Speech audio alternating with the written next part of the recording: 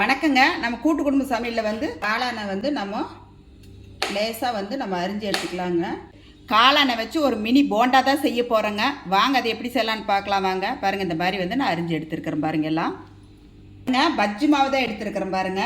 இது தண்ணி ஊற்றி கரைச்சிக்கலாம். பஜ்ஜி மாவு மட்டும்தான் எடுத்துருக்கிறேன் பாருங்க. நான் இந்த மாதிரி கரைச்சி எடுத்துட்டேன் பஜ்ஜி மாவு. ஸ்டவ் பற்ற வச்சாச்சு, எண்ணெய் ஊற்றி வச்சுருக்கிறேன். எண்ணெய் சூடாயிருச்சு, நம்ம போட்டுக்கலாம்.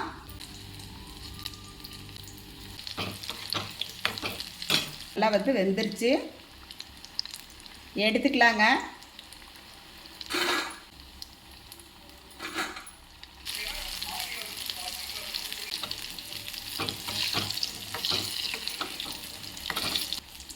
மினி காளா போண்டா எடுத்துக்கலாங்க. காளான் மினி போண்டா எவ்வளோ சூப்பராக இருக்குது பாருங்கள். நல்லா இருக்குது பாருங்கள். பாருங்கள், அவ்வளோ சூப்பராக இருக்குது, நல்லா டேஸ்ட்டாக இருக்குதுங்க.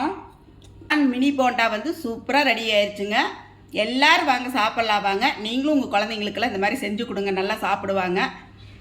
நீங்களும் உங்கள் வீட்டில் செஞ்சு சாப்பிட்டு பார்த்துட்டு எப்படி இருக்குன்னு சொல்லுங்கள். எங்கள் வீடியோ பிடிச்சிருந்தா லைக் பண்ணி ஷேர் பண்ணுங்கள். நன்றிங்க.